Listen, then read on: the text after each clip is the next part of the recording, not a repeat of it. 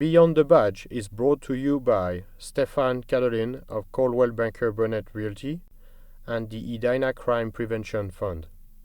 Welcome to Beyond the Badge, a program about the inner workings of the Edina Police Department.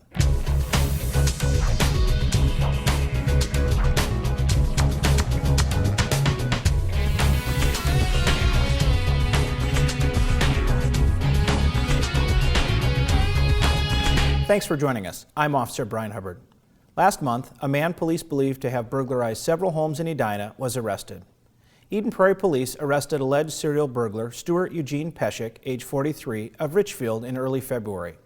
On February 6th, while out on bail and under surveillance, Pesheck drove up to a home in Eden Prairie, entered the home, opened the garage door from inside, drove his vehicle in, then drove away.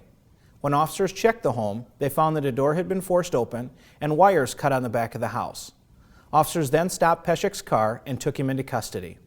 Items recovered from his vehicle matched a list of missing items. Edina Police was involved in the arrest, as well as the Bloomington, Deep Haven, Lakeville, and South Lake Minnetonka Police Departments. The Carver and Hennepin County Sheriff's Offices were also involved. Pesheck could be linked to at least 20 burglaries throughout the metro area, including those in West Edina. He is a prolific burglar and a well-known burglar to us at Edina. He is currently in jail and hopefully he'll be there for a while. That's our goal. Though Pesheck is thought to be a serial burglar, the Edina Police Department reminds residents that there are other burglars out there. So, lock your doors and make your home seem occupied when you're not at home. Turn on a TV or radio loud enough to be heard from the outside. Ask neighbors and friends to keep an eye on your property. Use your alarm system if you have one, and always call 911 if you see anything suspicious. The Edina Police Department has a jail, but not everyone who is arrested ends up there. Let's go over to the jail where Officer Aaron White is with one of our sergeants to tell us more about the jail and when it's used. Thanks, Brian. We're in the jail today at the Edina Police Department, and to learn a little bit more about how we use this facility, I'm joined by Sergeant Tim Olson. Tim, thanks for being here today. Not a problem. Thanks for having me. We want to talk a little bit about why we have a jail and just what we use it for. Let's start with that. What is this facility used for by the police department? Well, we call it the detention facility, Aaron. It's a temporary detention facility primarily used for the processing of defendants that have been taken into custody on the street. And that's kind of the key. This is just a short-term facility. Yes, we're authorized to hold and detain people for up to 4 hours. After that, we run into some issues with our housing and our state certifications. Sure, we don't staff this place 24/7. That's correct. This is basically a booking and processing center for us. So let's talk about that process. A person is arrested. That's correct. And that arrest requires they be booked. What are some of the steps? What does an officer do? How do they use the jail here? First thing they do, Aaron, is they bring them in through our sally port. That's the primary entrance point, which is a large garage that is secure.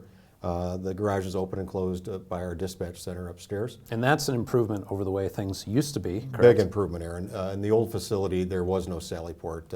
You would back up to the police department itself, go out, grab your prisoner, and walk them down a back staircase into the old facility. Any stories back then? I haven't been around long enough to know of people running off to the Edina Country Club or anything like that. There are a few stories of which an officer taking a prisoner out of the back of his squad car might have lost custody of that individual for a short while. Very good. So big improvement there. We have more security, so they get them into the sally port. Where do we go from there? Well, they're coming in to be processed. Some of the things we do is make sure the jail is safe and secure. So they'll be subjected to a pat search for weapons and any contraband. Sure. They'll be put in a minimum security area where their photograph will be taken, their personal information, some discussion with regard to their charges, and photographs will be taken at that point. Okay, and also when people are arrested for DWI charges, some of the testing and whatnot goes on here as well. We do alcohol testing here as well as a couple other screening options, and that is done right here in-house. If a person is going to be held for court or for longer than that 4 hours, what happens? We are allowed to hold them here for court. However, we typically ship them straight down to the county jail, where that is a full-time and long-term facility. Okay. So our bookings are either booked and released from here. If not, they are transported down to the county. The old jail had bars on the doors. We don't have the bars anymore, but still have secure cells. Again, quite an upgrade. The old jail was the old gray bars, just like you'd see in the old movies. Sure. With old pass-throughs and toilets on the walls. This is quite an upgrade. This is one of our modern jails. Locked away securely in here would be our prisoners, and it is equipped with a mattress pad which is changed out and sanitized and when people leave. It also has a toilet with no sharp edges, and it is monitored by our dispatch center as well. So not 4-star by any means. This isn't kind of place you want to spend any quality time. Again, temporary holding. Sure. Very good. Well, thanks for the overview and the introduction to the jail here at the Edina Police Department. Sure. Feel free to look around. I'll spend some time here. I appreciate it. All right, then. Thank you. Yeah. Sergeant Tim Olson with the Edina Police Department, and we'll return to Brian in the studio. Thanks, Aaron. To acknowledge the efforts of Edina Police, the Edina Crime Prevention Fund has established the Mike Sitarii Officer of the Year Award. Here's Edina 16's Nathalie Gage to tell us about this year's deserving winner. With police officers like Joel Moore on the job, it's easy to take public safety for granted in a city like Edina. Joel is an officer that just works hard all the time. He works hard from the beginning of his shift till the end of his shift. During his 2 years at Southdale, Joel made hundreds of arrests, targeting shoplifters and investigating fraudulent commercial activity. He's very thorough, which goes towards working towards white-collar crime like he does. And I could see Joel in the future being an investigator with the police department. He'd be very well suited for that. Joel has carried some cases all the way to the Minnesota Financial Crimes Task Force. So just a simple arrest in Edina turned out to lead to a national and international case involving credit card fraud and other deceitful behavior. And for his diligence and dedication, Moore is the first honoree of the Officer of the Year Award. While exploring ways to recognize some of the good work of the Edina Police Department, the Crime Fund decided to recognize the outstanding work of one officer each year. I would ask Officer Joel Moore to step to the front of the room. When I got the Officer of the Year Award, I was very excited and quite humbled by the acknowledgement of receiving such a prestigious award. Now back in the patrol division, Joel continues to benefit residents by taking career offenders off of the street. He made a traffic stop on armed robbery suspects, located 3 bags of marijuana and 2 handguns in a door panel which had been modified to accommodate those items. And by introducing this award, the Edina Police Department hopes to draw public attention to the officers who continue to keep the community safe.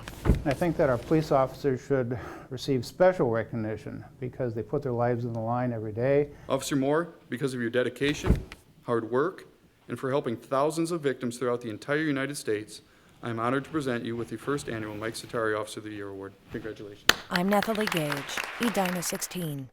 The community is encouraged to nominate officers for this prestigious annual award. The Edina Police Department will take nominations for the 2013 recipient in August or September. Hazing has proved successful in lowering coyote presence in other metropolitan areas, so the Edina Police Department is working to educate residents on the proper ways to do it. Hazing is a training method used to move an animal out of an area or discourage an undesirable behavior or activity. Hazing is an integral part of the comprehensive plan that we have to be able to manage coyotes and residents' concerns about coyotes.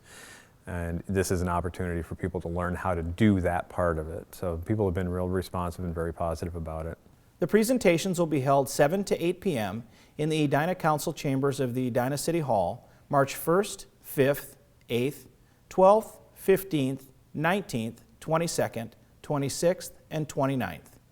During the hour-long presentations, proper ways to haze a coyote will be demonstrated and what you can expect from the coyote following the hazing will be explained.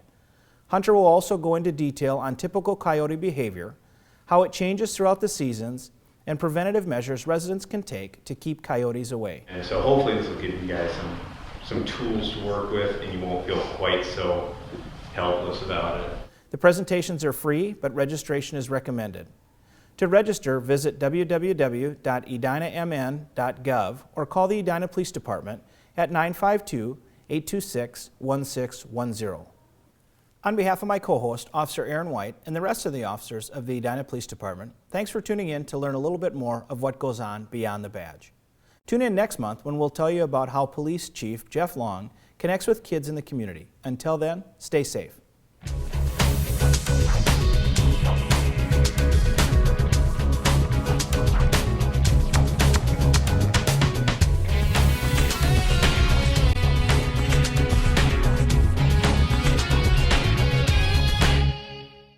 Beyond the Badge is brought to you by Stefan Caroline of Coldwell Banker Burnett Realty and the Edina Crime Prevention Fund.